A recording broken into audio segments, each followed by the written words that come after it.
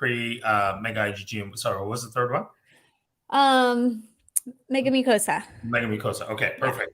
Yeah. And by the way, and Megaspore. Yeah. Megaspore, of course.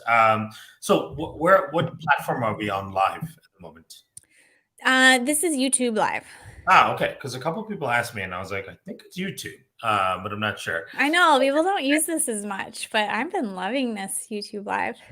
I mean, I like it so far. The module and the format is nice. So yeah, let's talk about those products in general. Now, there's a huge opportunity in layering those products based on what you're trying to deal with, right? And they each go after things a little bit different, which means the layering makes sense. And then there's also opportunities to scale back one of them if you're doing well in a particular area and just sticking with one of the four. So let's break them down a little bit for people. So Megaspore, of course, is the probiotic component. The whole crux behind it is about modulating the dysbiosis, right? So you've got all of these dysfunctional microbes that may be overgrown in your gut or the absence. And when I say absence, I don't mean that they're not there. I mean that they're not functioning well. The absence of beneficial bacteria and their byproducts that you need as well. So the simplest way to think about that is just think short chain fatty acids, for example, right? So butyrate, propionate, and acetate. We know those are so important for overall health. Not only gut health, but immune health, metabolic health, brain health, virtually everything requires these short chain fatty acids. And a lot of the keystone or highly beneficial microbes produce high levels of short chain fatty acids. So if you're just looking at that alone, everybody in watching this or everybody around has short chain fatty acid producing bacteria in their gut. The problem is if their numbers are too low, they can't produce adequate amounts and they're competing with non-short chain fatty acid producing microbes, right? So that modulation, that bringing back of balance, increasing the beneficial bacteria, bringing down the dysfunctional bacteria, that is a root driver of how Megaspore works to modulate your health. Right now, what Bridgit was saying actually earlier is quite relevant because she says she takes a MegaPre often more frequently than she takes Megaspore. And that actually makes sense because think about if you've gone through 3, 4, 5 months or more of modulating the microbiome using spores, right? So the spores are going in, they're correcting the imbalances, you're bringing back up the beneficial bacteria, bringing down the dysfunctional bacteria, you're creating more diversity, you're creating more stability. That results in more resilience, and more stable functionality in your microbiome. That becomes a little bit harder to break with lifestyle choices, right? And that's the whole goal. We want to become resilient. We want to have some room to slack off a little bit. We want to be able to live without being so focused on trying to be healthy all the time. And so the spores afford you that by creating this new dynamic balanced microbiome, which means that if you forget your Megaspore, you choose not to take it for a week or two, you're probably okay once you get to that maintenance point, right? So that's a key component of Megaspores, rebalancing that microbiome. And then as a result of that rebalancing, the other things that happen is that your lining of your gut seals up. We've been able to show that in clinical trials. And then because your lining seals up, then your immune function, starting in the gut, which then translates everywhere else in the body, that also improves quite significantly. You bring about proper balance between the regulatory parts of the immune system and then the overactive parts of the immune system, right? So you bring about better balance in all of those aspects. So that is foundational. No matter what condition you're dealing with, dysbiosis and that imbalance of microbes is a part of it. So it's always good to start with Megaspore, right? In your journey of health, you start with that. Now you go 3, 4 months, you may be able to start to slack off. We've had patients that have been on Megaspore since the first bottles we produced back in 2013.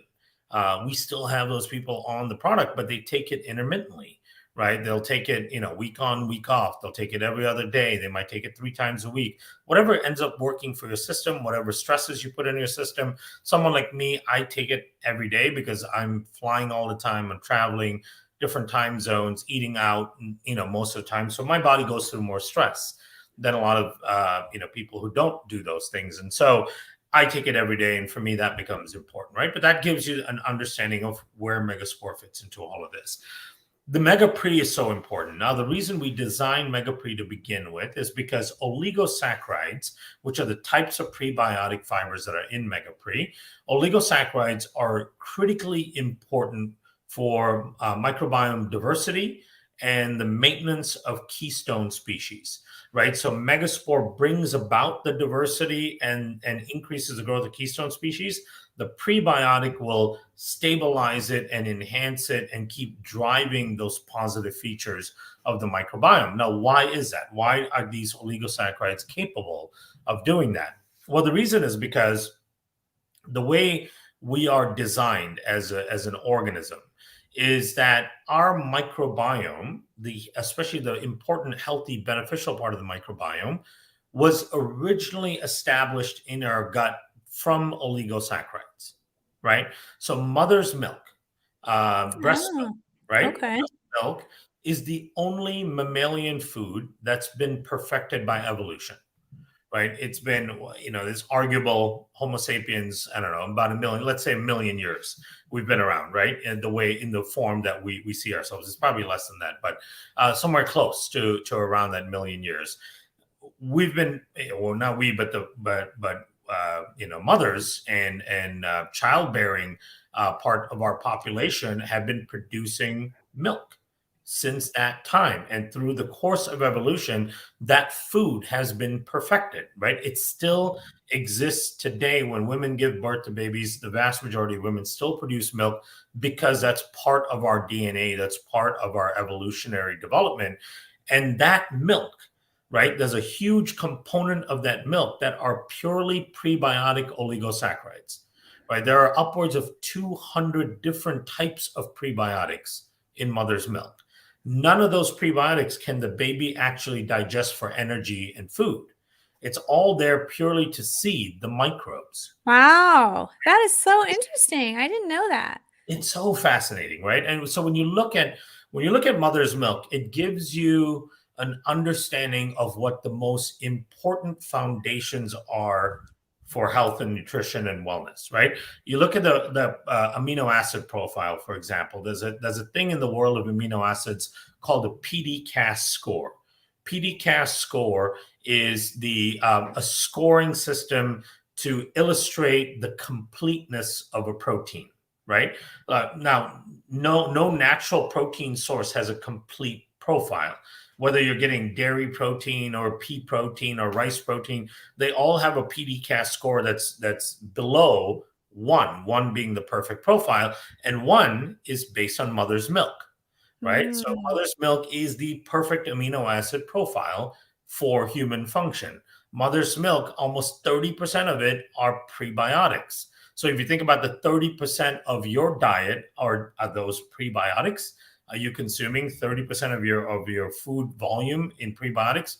Probably not, right? Mother's milk also has lots of healthy fat in it, right? Mother's milk has some sugar, but very little. And so when you look at mother's milk, you start to understand all of the components that are critically important for basic human nutrition.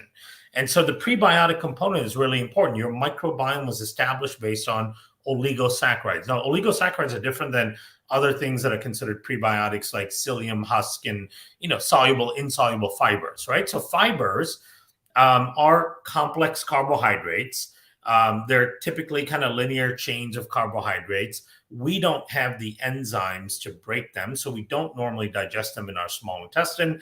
They go down as kind of roughage into the large bowel, and then there's lots and lots of different microbes that can break them down and utilize them for food, right? Oligosaccharides are that next level of specialization, right? Oligosaccharides are also prebiotics, they're also fibers in a sense, but they tend to be much more complex in their structure, with many more carbon bonds that are complex and that require very specialized enzymes to break them down.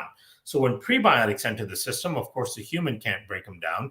They make their way into the large bowel, where only specialized bacteria can actually utilize them.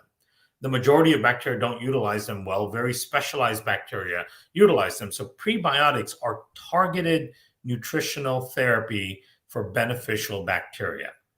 General Mm. fiber can be consumed by bad bacteria as well as can be consumed by good bacteria, right? That's a great distinction because I don't think I fully understood that. And when people often will, I think, argue against taking a prebiotic, well, like, well, I get fiber. Yeah. And I can tell from my body, I just said I'm mega pre lover. Like I can tell it's different, but Yep. I didn't quite know how to explain it. So that's so only beneficial bacteria will eat them.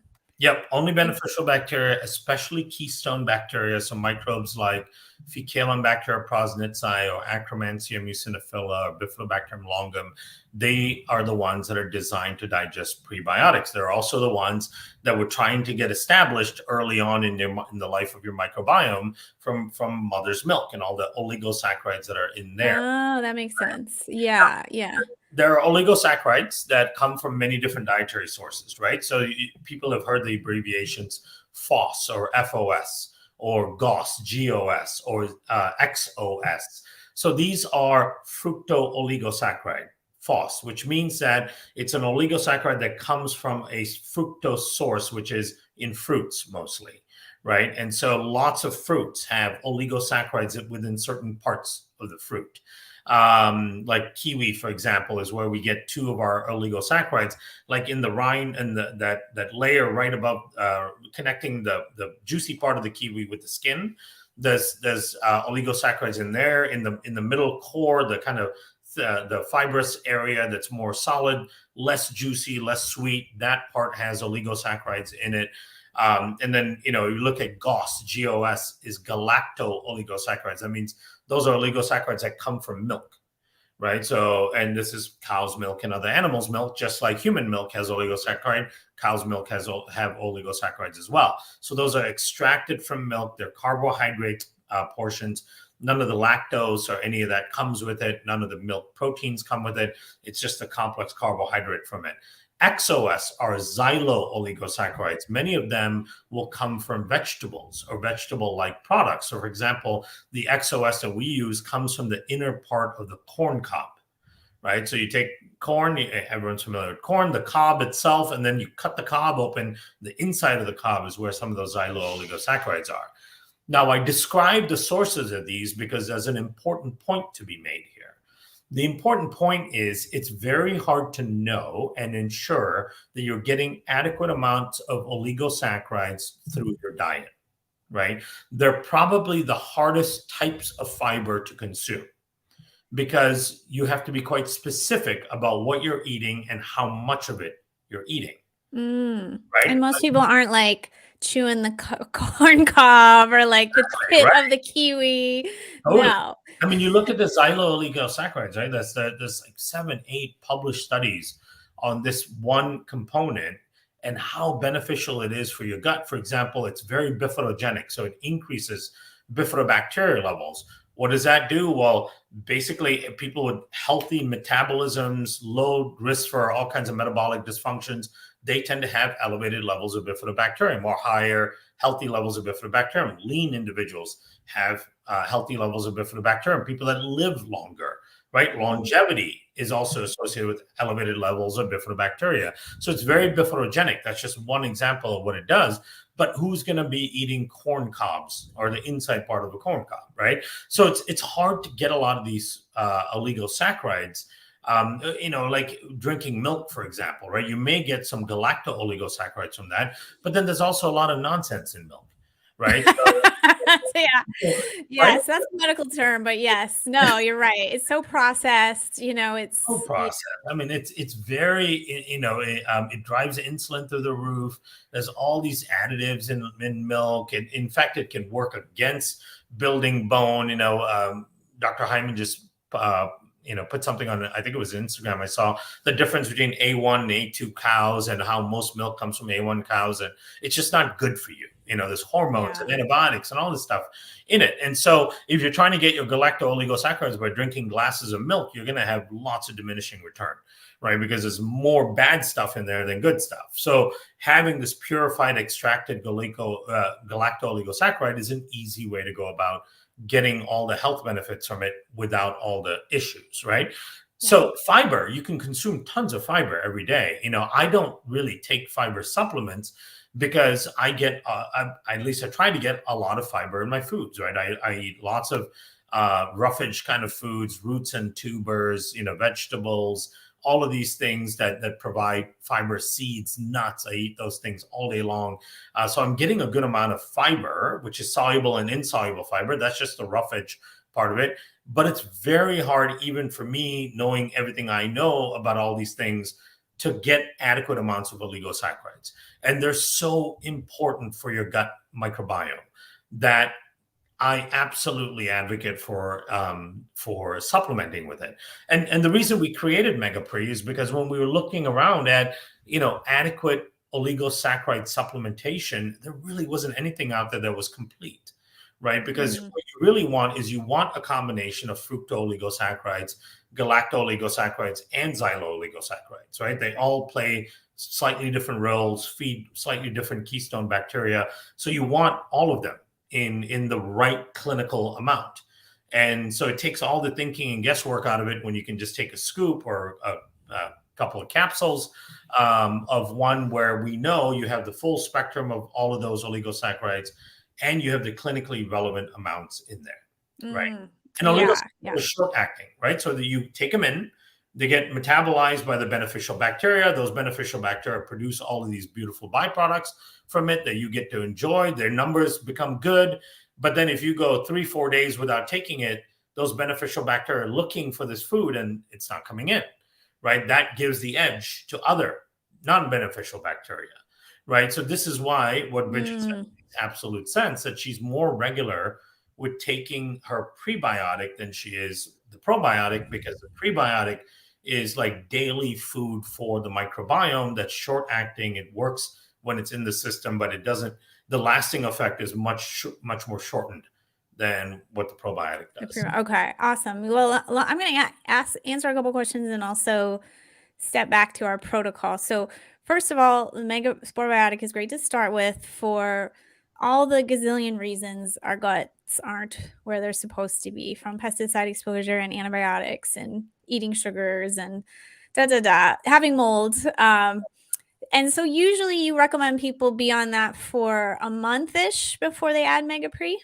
Yeah, at least a month, because what you really want to do if you're starting to take oligosaccharides is you want to have the right microbes that you utilize them, right? Because again, the benefit of the oligosaccharide is not from the oligosaccharide itself, it's from what the microbe turns it into, the right microbes turns it into, right? It's the metabolic byproduct of oligosaccharide digestion. Those are turned into things like short chain fatty acids, right? So the oligosaccharide itself, if there aren't microbes to utilize it properly, will just go through the system, right? Because we can't digest it. Lots and lots of microbes can't digest it. It may just pass right through. So for that reason, we like you adjusting your microbiome with the spores, bringing about balance, starting to increase the presence of those beneficial bacteria that can utilize the oligosaccharide.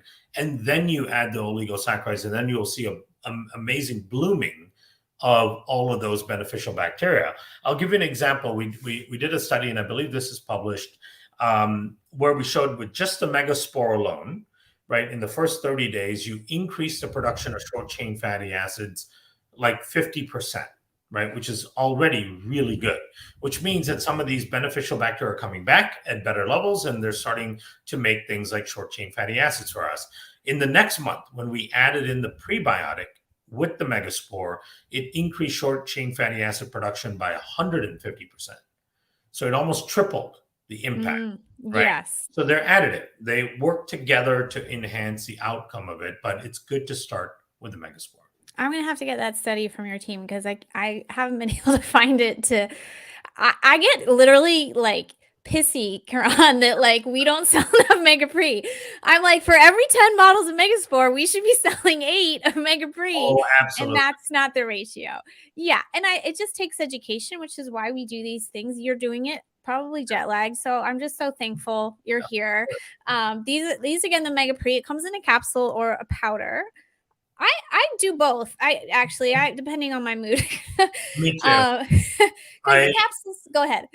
No, go ahead. Say it. Oh, the capsules are 6, so that's, you know, a good number, but we'll talk about how I think you need to work up to that.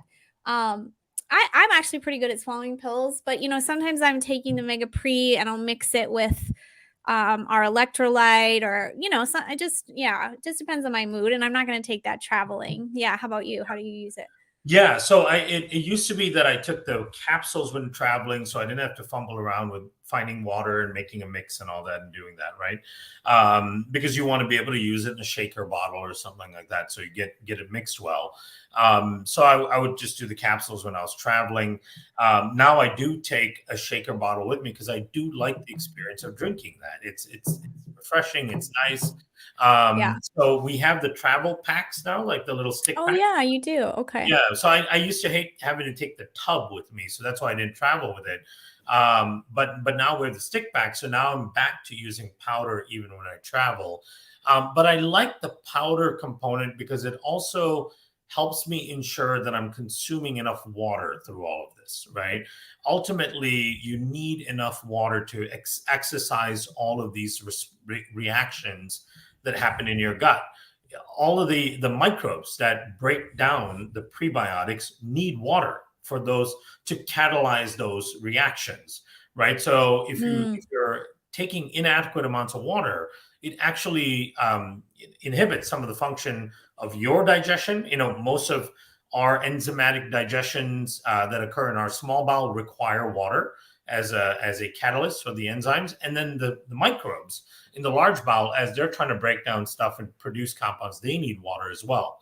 So this is what part of the reason why dehydration can be so harmful to the body. Mm. You know, not only is it like your cells are starved, but all of the GI function is heavily dependent on adequate hydration. So I like drinking the Megaspore and the MegaPre and the MegaMucosa because it forces me to take a good amount of water, right? And it makes me remember because it's even for me, it's easy to forget that I need to hydrate and I need to drink adequate amounts of water. Yeah, I'm similar. I'm actually helping someone make a greens formula right now, and he's like, "Shouldn't we just have 8 ounces?" And I'm like, every time I make something, I'm using 16 ounces of water because I want to get the water. So yeah, that's a great tip. So you know, the the MegaPre is only feeding beneficial bacteria, but there can be a little like bloating when you first start taking it. I always tell people to take everything slow. And I'll back up. If you start the Megasporebiotic, and that's a very slow process for you to get to the full dose, then maybe you will need longer than a month, like Karan mentioned, to add the MegaPre. You know, if you're really wiped out, you may need longer. So you have to just kind of observe your body. Even if I forget, I don't know, if I don't have MegaPre and miss it for a while, I'll start to be a little bloated from taking it too, just at first. So I wondered if you could speak to that and the best way to add it. Yeah, a lot of that is around the utilization of the prebiotic. When you first starting to take it, you probably have slightly more dysbiotic bacteria than beneficial bacteria, and some dysbiotic bacteria can utilize the prebiotic and create gas as a byproduct. It doesn't happen so much with oligosaccharides as it does with fibers, with conventional fibers, but it can happen, right? And so it takes a little bit of training, and it's almost like in the world of microbiology, we call directed evolution, where you create a stimuli in an environment, and that stimuli directs the evolution of microbes into a certain way. Having consistent, adequate prebiotic, oligosaccharide prebiotics directs the microbes towards proper metabolization of that prebiotic into the compounds that we want, like short chain fatty acids, right? So initially there may be some struggle and battle there between different microbes, but no doubt eventually within a couple weeks at best, the beneficial microbes win out that battle, right? Because they're really the ones that are designed to be able to utilize this well by nature. Yeah. Okay, I'm going to touch on, we had a couple questions come through about dairy, and I think what he's saying here with the MegaPre is not a dairy protein to cause an allergy. If I suppose if you're vegan, there's 2 MegaPres, right? There's a dairy free and a MegaPre regular. So I guess the dairy free is vegan. but really the main MegaPre doesn't have dairy protein in it per se, right? That's right. Yeah. If someone's concerned about allergies or sensitivities to dairy, it's all to the protein part of it. And that's the same with anything. Any sensitivities or allergy type of responses come from the protein component of foods. So this galacto-oligosaccharide doesn't have any dairy protein in it at all. All the caseinates and all that stuff has been removed and separated. And in fact, the oligosaccharides are easily separated from the fats and from the proteins and from the sugars that are in milk as well. Now, we did come out with the dairy-free version, and it's not because I condone the concept of a dairy-free version. I think you're probably better off getting the galacto-oligosaccharides in your system as well, even if you are concerned about dairy, because it's not anything of the negative components of dairy. But for people that are really vigilant about that and just very concerned, I'd rather them take a 3 oligosaccharide product than a no oligosaccharide product, right? So if we had to, we chose to make a version where we remove the galacto oligosaccharide, which is the one that comes from dairy, and just have the 3 fruit-based ones. Okay, yeah, and in our shop, we only carry the regular MegaPre, and I haven't had anyone have a problem. Again, all these products can be an adjustment, and Bonnie's asking about the Megaspore. Is it dairy-free? Which it is. Yeah. We'll get a little bit more into some animal ingredients in a minute here with the next couple of products. But yeah, I mean, the Megasporebiotic, we get people with big reactions, so these are strong products. But if you're reacting, I would say it's more to the dysbiosis that's already in your system than any ingredient in these products. And there's can be, internet rumors and this and that. Again, I've been using these products probably 8 years now. They're very clean, but they're strong. So it's more just like, cut down the dose, increase slowly, drink lots of water, like Kiran said. Because ultimately, like, these are ingredients your body wants. Like he's explaining with the breast milk, like we're designed to take these things. So I think in almost every case you will adjust. Yeah. I mean, we're designed to consume spores, right? That is supposed to happen in the natural world, but we've divorced ourselves from that part of nature. So we're not getting the exposure we're supposed to, but we're supposed to. We're absolutely supposed to be gaining these exposure to these microbes from the environment. So it's critically important, and not to sound like we're bragging about this, but there's a reason why Megaspore is the #1 selling healthcare practitioner probiotic by leaps and bounds, right? It's not because we have fancy marketing or any of that. We actually didn't even have a marketing department till the end of 2018. More than 5 you were the marketing department. I was, right? I don't know anything about marketing. All we were was science and letting science drive the bus. And my role was telling that story, and so, and then because that story resonated, because it makes sense, both scientifically, but then also intuitively for a lot of clinicians, because they felt like my business partner, Tom, what was most interesting about him when we first started working together, and the reason why I gravitated towards him, is he had a really thriving functional medicine practice in the northern suburbs of Chicago. 85-90% of his practice was centered around gut health, right? That was the training that he got. He worked in Europe as a practitioner for years as well, but he didn't use a single probiotic in his practice. Right. That was what was crazy to me when I first met him. I was like, oh, you're a gut health practitioner. Okay. What are your favorite probiotics? You must use all of these. He said, I haven't used a probiotic in 6 years at that point, because there were a lot of failures and a lot of it didn't make sense. And this whole refrigeration and this, that, and the other, and 100 billion CFUs and that whole thing. And then in his clinical practice, he just saw that things really weren't doing what he had hoped probiotics would do, and then he's like rotating between all these different products, and it just became so complicated. He started just focusing on prebiotics, ferments, enzymes, stress management, all these kinds of things, because he had lost faith in probiotics. And so when we came along and we had an answer to why those products weren't working, and an answer to why he saw all the things that he saw in the clinical world, that's when a practitioner starts to resonate with your product, right? And so, we didn't need a marketing department because we had science on our side, right? We don't need to be clever. We don't need to be fancy in how we say things. We don't need smart taglines and beautiful colors and all that stuff. We have science. And that's all we led with. And we launched in 2013. By 2018, it became the number one selling Practitioner probiotic. The second best selling one was less than 50% the volume. And that's purely because 87% of the new practitioners that we get on board, opening an account to start buying Megaspore, 87% of them said they signed up for an account because they heard about it from a colleague. Right? I was one of them. Yep.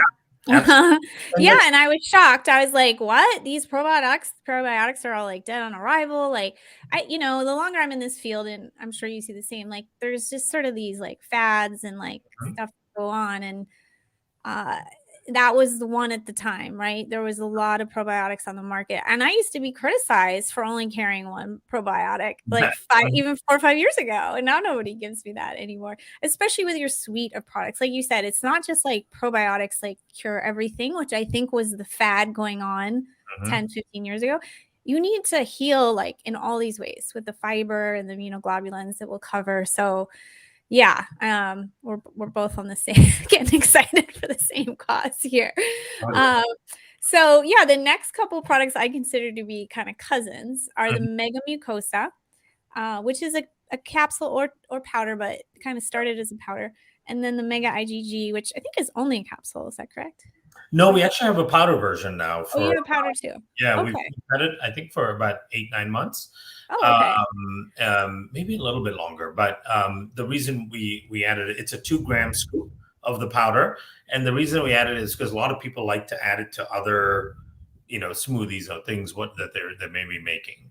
Okay. So because we had a lot of practitioners say that, hey, can you please make a powder, because we end up having to open each capsule and dump it out into whatever they're mixing. So we said, okay, fine, we'll make a powder. What's great about it is it's a product that it's an ingredient that's just ready to go. As a powder, we didn't have to add anything to it. There's no flavor or sweetness or anything like that, because it doesn't have any obnoxious taste to it, right? So it's just pretty neutral. So yeah, I fell in love with this immunoglobulin product because of a project that we were working on with a few HIV researchers. So there are probably 3 or 4 researchers in the US that are like extremely well known in the HIV research community.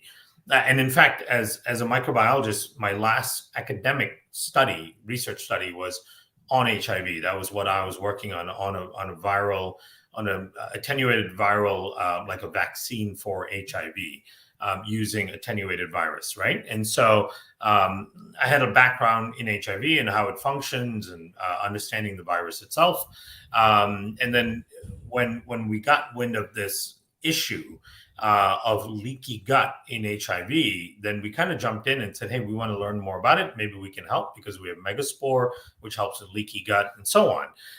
And what is that leaky gut from HIV component, you might be thinking? Well, I think it was the NIH itself that published a study showing that the leakiness in the gut, so intestinal permeability, which is described as intestinal or enteropathy, right? It's described as intestinal enteropathy, which means like shrinking of the microvilli, diminishing of the mucosal layer. So basically a degradation of the lining of the gut. So that's called an enteropathy is in a broad sense. And what they were able to show was that in HIV patients, the degree of enteropathy and thereby the permeability of the intestine was a better predictor of mortality than viral load, right? So that was a big news in the world of HIV research.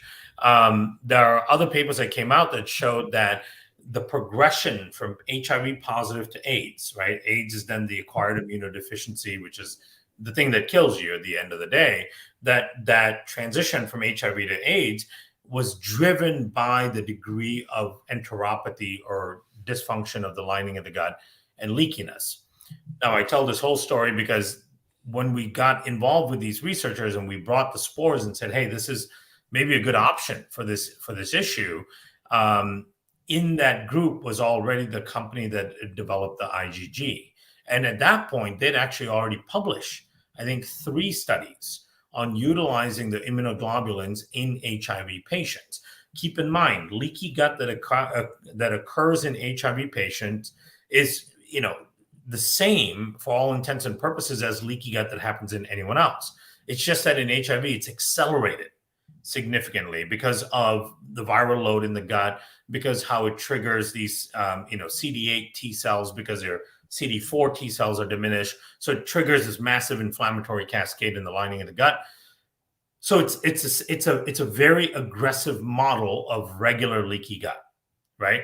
And what these guys were able to show with this immunoglobulin in 2 or 3 published studies at that time is that even under those extreme conditions, the immunoglobulin can actually slow down the toxicity that's occurring in the lining of the gut, slow down the dismantling of the lining of the gut, and really support the rebuilding of that mucosa and lining of the gut, right? And to me, that was like, holy cow, this is such an important ingredient, because even in that extreme case, it can show functionality. Imagine what it'll do for people with just standard leaky gut, intestinal permeability, and so on. So that's when we started working with the compound. But then later on, we figured out that, or we found out, we didn't do the work, another company did the work. We found out that this also binds all kinds of toxins. It binds like mold toxins and viruses. It binds bacterial toxins and so on, which then lowers the toxigenic load in the gut, right? And that toxigenic load in the gut is a key driver of inflammation, and it also negates repair of the lining of the gut. So when you put the immunoglobulin in, it goes through and it just neutralizes a lot of these things that are causing toxicity, inflammation, and all kinds of damage, and it allows the lining of the gut to rebuild, right? So it's such a critical product, and we've seen like interesting anecdotes or people, and this is just within our MBL team when we're all out at dinners and things like that. We've had employees that like ate something that night at the restaurant and then started to feel really odd and queasy. And then they would take, 4 or 6 capsules. Somebody in the room always has the IgG with them. If you're thinking about MBL employees, somebody always has it. So we know we're safe. We're like, oh, okay. Hey, anyone have IgG? Okay, let's give that person some IgG. They take 4 capsules and then they'll feel fine in 25, 30 minutes. We've had one of our employees actually starting to kind of get like a allergic like response to something that she ate. And I think she was starting to kind of panic about it. Then we got somebody had IgG. We gave her the IgG. And like 15, 20 minutes later, she was feeling completely better. Right. So just the anecdotal things, there's lots of research, of course. I use it quite a bit because I put my gut through a lot of stress, as I mentioned, and increased toxicity from traveling and all that. Such an important product, and pairs so well with somebody that is both on a healing journey, because what you want to do is to give your gut and your lining of your gut the best chance to rebuild and so on, is to reduce the toxigenic load in the gut, right? Yeah, modulate the immune response that way. That way your gut has a chance to repair. And then ongoing, it is so good for a protective benefit because of the toxigenic world we live in, right? So we need something to help defend us every day. Yeah, so the 2 cousin products I mentioned are the IgG 2000, which how I sum it up is for infections, and it's quite good for loose stool, cleans up other toxins like you mentioned. And then the MegaMucosa has some of the same immunoglobulins, but also I think amino acids to build the mucosal barrier, which is really important. And when we test people, almost everyone has a thinned mucosal barrier, which is protective, full of immune products. So they're both important. I know the MegaMucosa can help for constipation, and food sensitivities is another quality I give it. Sometimes people say, could I take both? And yeah, you absolutely can, because they have a different profile. So for me as a mold practitioner, and I'll share a bit of my story, these 2 products are fantastic. And, in the functional world, when we get a little, I think, too carried away about like Lyme disease and parasites and all these things that are very intense to treat. If we can rebuild our gut and our immune system with some of these products that are quite gentle, I don't hardly see any. We do have a couple questions about like little side effects, but they're quite gentle. They can rebuild you like nobody's business. So that's the Mega IgG is my favorite product now for emergencies. But I lived, we can all develop IBS wherever, but I lived in like very rural South America. No dreamscape here, like rough, like no filtered water, like rough. I got sick a lot. And ever since I had loose stool, even cutting out gluten and stuff like that, it was just always a struggle for me. And I think just because you came out with this product and I was just trying it out, I like literally is not my situation anymore and hasn't been since. So it's very powerful. So yeah, I'm a big fan. What was I going to say? Yeah, you could potentially take both. Your total gut restoration plan has a MegaMucosa as part of it. You want to talk about why you picked that one for kind of covers most bases for most people? Yeah, we were really looking at formulating a product that contained key ingredients to help rebuild that lining of the gut, right? And so if you think about some of the principal features of the lining of the gut, we have the mucosal layer, and there's two distinct structures within the mucosal layer, and then we have the tight junctions as well in between the cells. And then there's microbes whose job it is to maintain and build and that lining structure. So when we think about the gut lining, there's two real important things. Number one, providing the building blocks that are required to rebuild those structures, right? And those are nutrient building blocks that are important. Number two is providing things that support the growth of the organisms whose job it is to rebuild those structure. And number three, reducing the toxigenic load in that space so that lining and all that can actually rebuild and heal. An analogy for that I give so people understand that a little bit better is like, if you get a cut on your hand, it's going to heal itself if you just leave it alone, right? But if 2-3 times a day you're scratching at it and rubbing it and all that, you're irritating it, it'll never heal. It'll always stay red and it'll never heal, right? That's the same thing that happens in your gut. The lining of the gut can't repair itself, cannot heal if it's constantly irritated and inflamed, right? And so that's why to address those three components, we have key things in the product. We have the IgG in the product, and it's at 1 gram in the MegaMucosa. So you can absolutely add in IgG through MegaIGG 2000. You can take 8-9 grams a day is perfectly fine. Wow. So if you took the MegaMucosa and you took the MegaIGG 2000, you'd have 3 grams per day, which is a great dose. And so we've got the IgG. The IgG is the part of not irritating the gut, right? Not irritating the environment, allowing an atmosphere under which it can rebuild.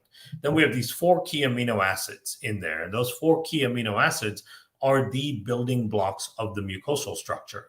So without those in adequate amounts in your gut and in your diet, you can't rebuild the mucosal structure adequately, even if you have all the stimuli to do it, right? So there was a study published that we found that showed that in a damaged lining of the gut, when you added these 4 amino acids, it increased the synthesis of mucin, which is that important mucus layer, by 95%, right? Which means that if you don't have adequate amounts of this amino acid, of these 4 amino acids, that means your mucin synthesis is 5% of what it should be, right? So even though you're trying to create the right environment for your lining to rebuild, if you don't have the building blocks, you're negating all that benefit. And so how many people know how many, L form of amino acids they're taking? They don't. So it's much easier to just put it in the product so that you're getting the right amount there. Then the other part of that product are polyphenols, citrus polyphenols in particular. Now, the reason why we put polyphenols in there is because polyphenols feed Akkermansia. Akkermansia muciniphila is a very important microbe in maintaining the structure and integrity of the gut mucosa. Polyphenols feed Akkermansia. The other thing polyphenols do, or 2 other things. One is they act as antioxidants, so they reduce the oxidative stress in the lining of the gut. And then the last part is they get converted to urolithins. And urolithins are important for stimulating cells to rebuild themselves. And these are our own cells, right? The mitochondria within cells, stimulating them to refurbish and rebuild themselves so that each cell is youthful and healthy, every single day that goes by. And for that reason, it's important to have polyphenols, because urolithins only come from certain microbes metabolizing polyphenols into urolithins. You can't get it from your diet. So we wanted to add these essential components that would support the microbes that do the rebuilding, support the actual building structures, and then create the environment under which the gut lining can rebuild, right? So all of that thought and all of that research background and all went into MegaMucosa. That's a great reminder for me to take that one more often, because you're right. We don't know if we're getting those amino acids. And literally, I don't know, 90% of the people we test have a thin mucosal lining. And, I know it can be from stress and this and that, but that one factor could be huge. So, okay. So that makes sense as like a good base third product, and maybe add in the Mega IgG as well if you just want more of that immune action in the gut. A couple questions we had about the IgG. One, on Instagram, someone said it gives me weird dreams. And one here, somebody said they'll felt kind of fatigued and run down when they take it, and they wonder if that's because it's working on the whole body besides the gut. If you could comment on those two things. Yeah. So the weird dreams thing, I don't know. I think that may be actually a beneficial side effect, right? Because for dreams to get even more dynamic, even more lucid, I think you have to be in deeper and deeper rest, right? REM sleep. You have to be able to achieve deeper sleep. And maybe what it's doing is it's improving your gut, so you're getting better release of things like GABA and BDNF and so on, which is brain-derived neurotropic factor. So you may be sleeping better or sleeping deeper. And that may be the reason why your dreams are becoming more lucid and strange. Now, the contents of your dream are not necessarily decided by your microbiome. That's your own life. Bed, right? So I can't speak to the content of the dream being weird. And keep in mind, what may be a strange dream to you may be like perfectly normal to me, because my brain is weird, right? But the fact that you're dreaming and you remember that you're dreaming and it's more lucid is a good thing, I think. So that may be an explanation for it. The second one was they feel feeling like fatigued or run down when they're taking it, and wondering if it's working on the whole body system beyond the gut was something they wondered. Well, so here's an interesting thing to always remember, right? Because that question kind of brings this up. So we know that the IgG doesn't leave the gut; it stays in the mucosa of the gut, right? It doesn't get absorbed; it doesn't end up in circulation. But that doesn't mean that its impact can't be systemic, because anything that happens in the gut has a systemic impact, right? Your gut is the central command center for virtually everything that's going on in your body. Now, we almost never hear of die-off or Herxheimer's or any of that kind of responses to the IgG. So what they're describing is a very unique effect. I can say that I've probably heard it once or twice, one or two other times over the last 4 or 5 years. It's still super rare. But maybe one of the things that's happening, this is complete speculation, right? We don't have data to support this, but maybe one of the things that's happening is that it is enhancing mucosal immune function, right? Because we see that in studies that they have on HIV, for example, it modulates the immune response in the mucosa. We see that in a pediatric ulcerative colitis study that they've published, where it's modulating the immune response in the mucosa. And some people, immunologically, if those things start working and getting activated, that may make them feel tired and kind of worn down. Right. It's no different than. I would agree. Yeah. It's no like a healing reaction. Yeah. It's like you get an infection, a cold, and your immune system needs to work. You're going to feel tired because it's trying to make you rest, is what evolutionarily what it's trying to do. Right. So that you rest, and then your body can divert adequate amount of energy towards your immune system's function. So you don't have infinite energy in your body, right? Your body's constantly trying to make decisions as to where it's going to direct energy. That's why when you're really full, you feel sleepy. And the reason is because your body goes, okay, we got to shut the body down so you're not running around and all that. You need to sit down. We need to divert energy to digestion. Same thing happens with the immune system. The immune system is very energy taxing. And so when your immune system is revved up and trying to fix something, it's going to make you feel more tired. So that's my speculation. Yeah, and I mentioned this person. I always love to like load up on the antioxidants as your body is trying to heal more. I think that's a trend, Kiran, you can help me that I want to become a trend Yeah. in medicine. I don't feel like they get enough talk about how profound they are, especially, and I know the same person that says she's going through Lyme protocol. You Mhm. know, my clients, and I love them, are often on 30 different things, 10 different diagnoses. So there's a lot happening in the pot, and it can be hard to tell, what's doing what. Right. And a lot of my clients are quite supplement sensitive. So to me, adding any antioxidants, whether through diet, and we had some questions about also incorporating diet into a plan here, adding antioxidants in your diet, adding fibers, Karan's talked a lot of times on these about going to an international food store, getting more variety of little types of fibers and foods. Ferments, you mentioned with your business partner, can be a great way to rebuild as well. So yeah, it's just definitely not just saying just take supplements, right? You can also be Yeah. getting more from your foods. Yeah. These should be kind of, a core part of your program of total wellness, but for real wellness, you need to revamp everything that influences your body, right? What you eat, what you drink, who you surround yourself with, the environment in which you put your body, right? Your home, your car, your office, all of those things have to be revamped, right? And there's unfortunately, no shortcuts to wellness, and there's no magic pills and bullets. But these kind of products will provide you some of the foundational support that you need. Yeah. And if you use them and you do some of the other things, then your progress will be accelerated.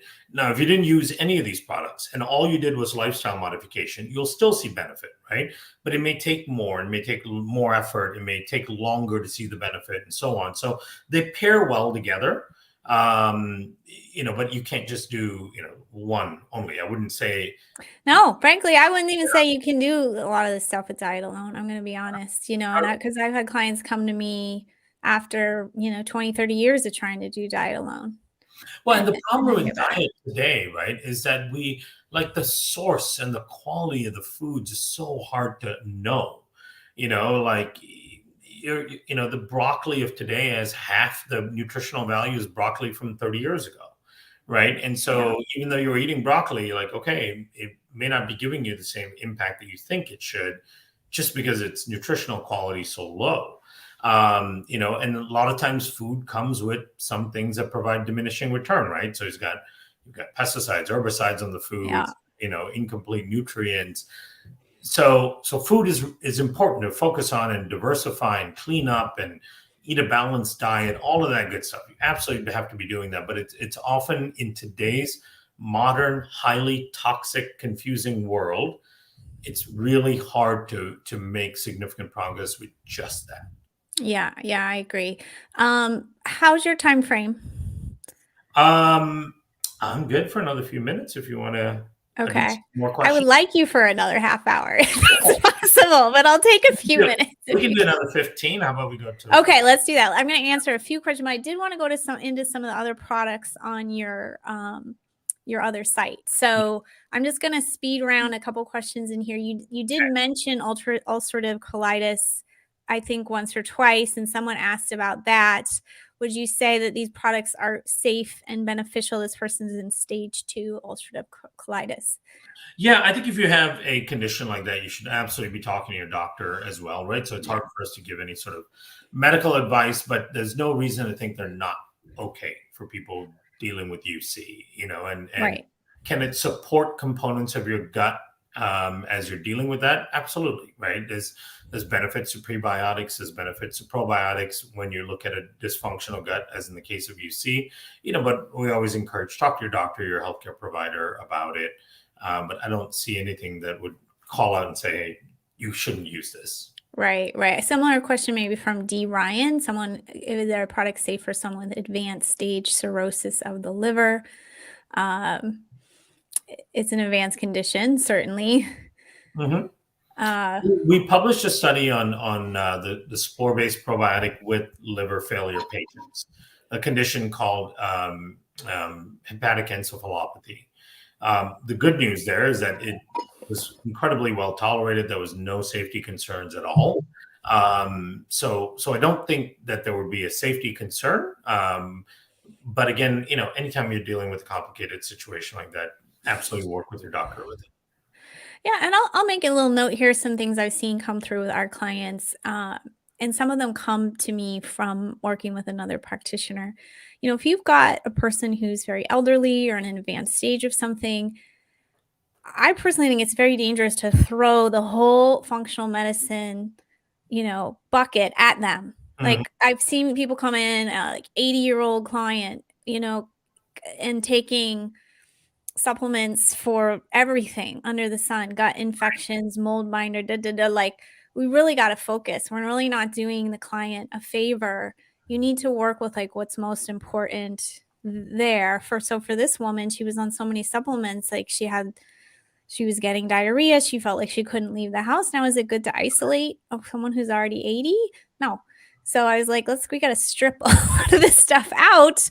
Right. So that comes with, I think, experience, just knowing, being selective. And last question I thought was a good one was from Kira about long COVID. Have you had some experience with that? I know you just talked quite a bit about how this can support the immune system, but any particular stories?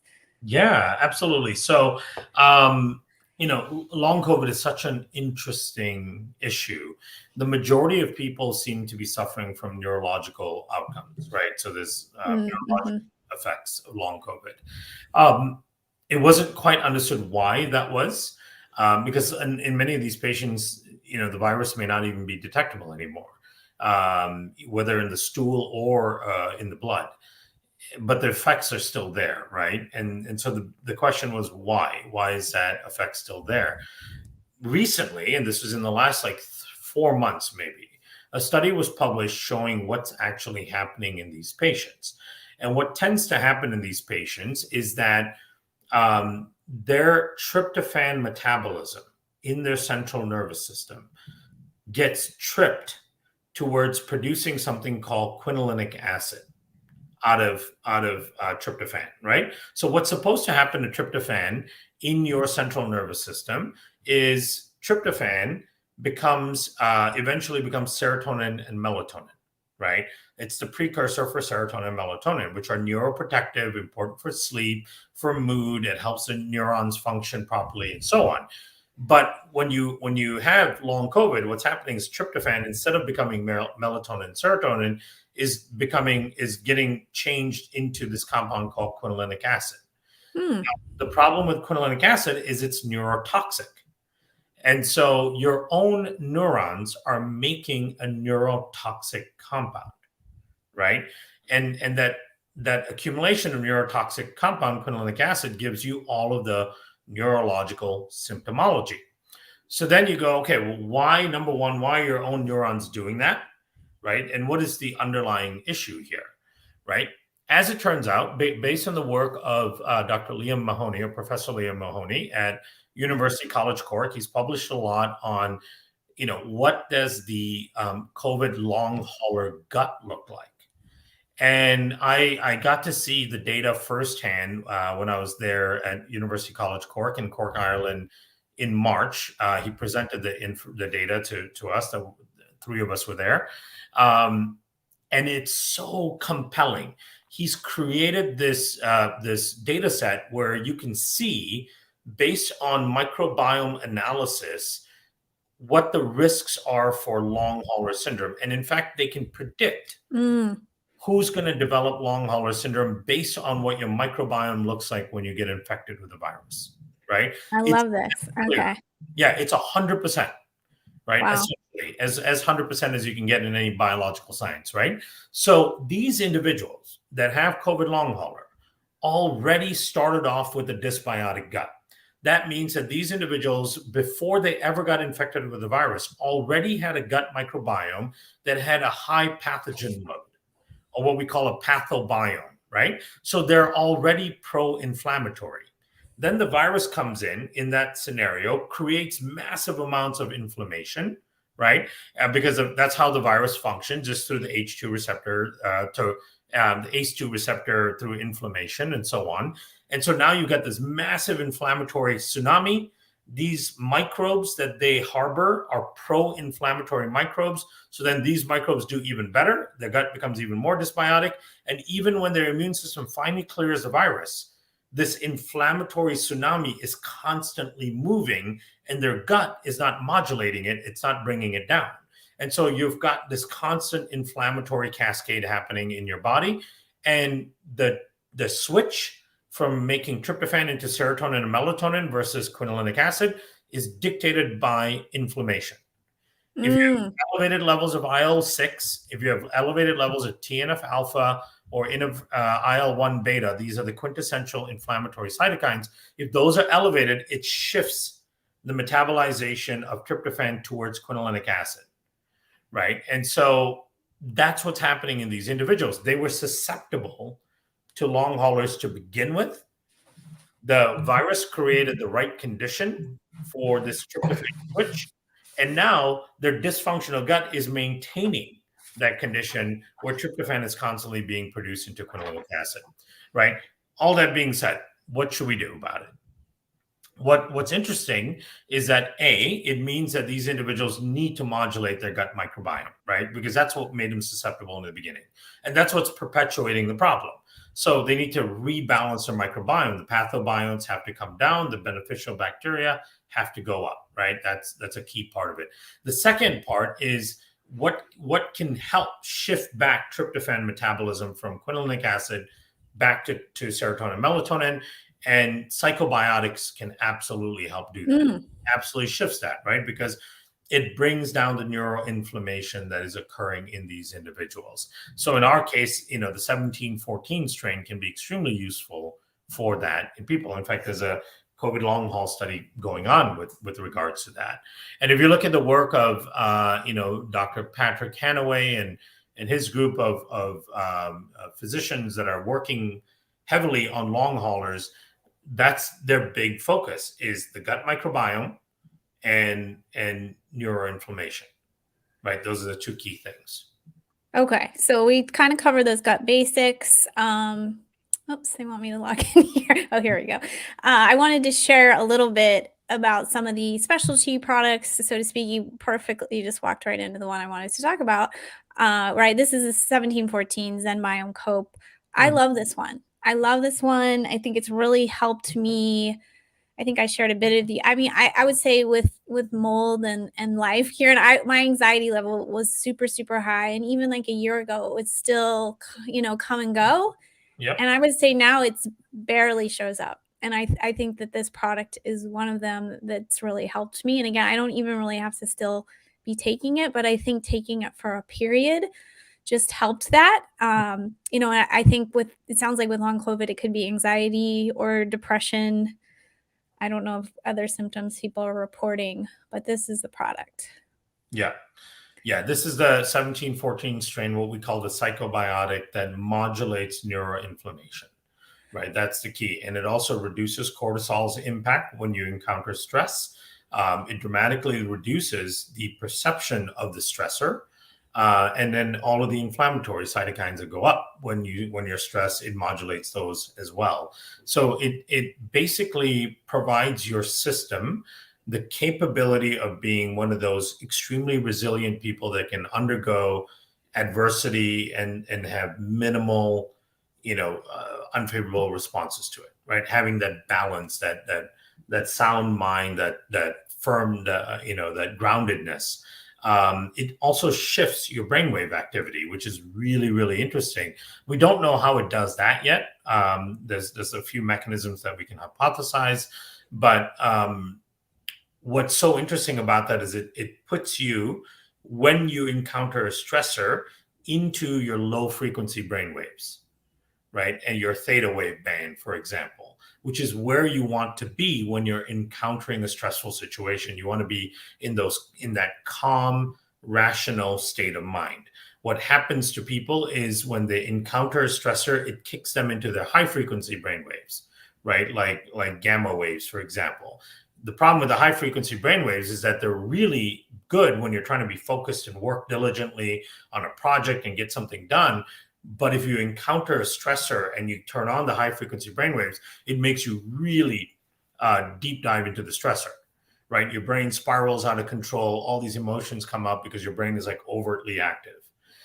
So it's meditation in a bottle. It supports the neurons. It blunts some of the cortisol response. It reduces the impact of stress on your body, which is absolutely phenomenal. Because to me, this product is equally important as Megaspore, because it's when you look at fundamentally what it's doing in the body, right?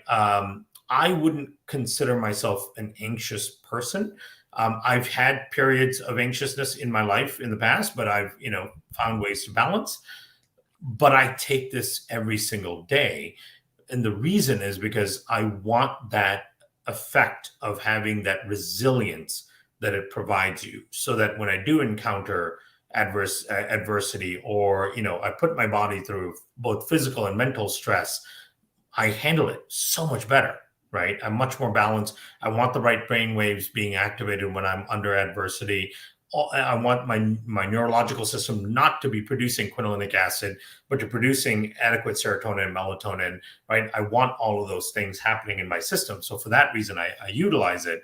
I wouldn't call myself an anxious person normally, but you need to be high performing. You need to be a high performer. I mean, the role you're in, you need to be high performing. Plus, you're a parent and a husband, and yeah, you want to be your best. It's amazing. Yeah, I can relate to what you said about being in like the theta when you have a stressor. I had a really weird incident yesterday. I didn't even think about it, Karan, but like now that I think back, I was like, just like, let me sit with that and see like what's the best thing for me. Like I was not freaking out, taking it personally. I was just like, okay, that's information to be dealing with. And for quality of life, man, that's what we want. We do. We really want that. And we also want that to help us make the right decisions, right? Because when you make decisions from a place of fear or a place of anxiety, you tend to make the wrong decisions about how you go after things or how you resolve things and so on. So what we want people to do is make decisions from a place of calm and collectedness, and and that's where that theta wave band comes in. Now, how else do you activate theta wave band? The other very potent way is through years and years of meditation, right? That's in fact one of the biggest benefits of meditation is the ability to tap into the low frequency brain waves when you need it. Right. That's why yogis and people who are really good at meditation are very calm all the time. Even in the face of adversity, they're just chill. They can think about the adversity in a rational manner. They don't spiral because they're tapping into the theta wave band. So this can make you a nice, calm yogi. Make you a nicer person. And it's just one a day. I want to respect Karan's time, so we're not going to be able to get into all the other specialty products, but I did make this guide. Karan, you'll be proud of me. I made this like really nice little short guide. Yeah, so people can just be aware of what all you have. You've got a great skin product. You've got a lot of good products that can be for kids now, people who don't take pills well. You've got a lot of products for them now. Some things that move motility. So what we decided to do, at least tentatively, is this is our shop page. Further down are some of the core products we talked about. And then on that red link, you can go and get any product you want. There's a pet product. There's all sorts of things. And it's all 10% off at our shop and that shop through Saturday, I think. And the guide is linked on this page as well. I put the link here in the chat because I really do support all these products. It's just up to the case, like what you need. So maybe I'll do a second video getting into more of these. I want to call them smaller products. They're not smaller products, but like they're not the main stage. product. special things we can say. And keep this in mind as well with any of the products, right? One of our very important tenets as we're developing products and formulating them and so on is that all the products have to address the root cause driver of the issue, right? For example, the ZenBiome addresses the root cause of where mood disorders come from, right? And so you may still take an ashwagandha to alleviate some of the symptomology. You may still take a holy basil, right, to help with acute stress and acute anxiousness. That's fine. That's all right. But keep in mind that anxiety is not a condition of having a lack of ashwagandha, right? Anxiety is not a condition of having a lack of holy basil. Those things can help modulate it, but they're dealing with the symptom. So then when you use the ZenBiome, you're actually going after the root cause. So in all of these conditions, as you look at what you're dealing with, what your issues are, what we will provide you is the way of addressing the root cause driver, right? So you may do other things to help with acute symptomology, but we want you to know and feel comfortable that we're addressing the root cause. Yeah, so we got into that quite a bit today and covered some new angles. I really appreciate that. I really learned. I guess I learn from you every time, but this time I feel like, wow, I really learned some new things. Yeah, thank you so much. I know you have such a busy schedule. I just appreciate you coming on to talk to our community. This replay will live at the same link. I'm also going to chop it up and put it on Instagram. We're going to be getting it out there. People need this info, and it's helping people. We're happy to take your questions, but again, I have that guide. And maybe if you want to request me come back and make a second video, I can do that. But Kiran, thank you so much for getting like the loveliest comments about you in the chat here. I know you're getting tired of hearing your own voice, but no one else is. No, I'm so happy to be able to do this, as much as I can. I think empowering people with knowledge and information is the key. You need to know how your body functions. You need to know the causes of these conditions. And when you know those things, you can do much better at dealing with them. So thank you so much for the opportunity. I always cherish the opportunity to nerd out with friends and share some information. So yeah, I love it how I'm like, we're going to talk about protocols. You just can't help yourself. You're like, science. Yeah. I'm just going to follow you around and be like, here's a protocol. Here's how you action the science. I guess I'm that person. All right. Thanks everyone for attending. We really appreciate it. Have a great day. Bye-bye.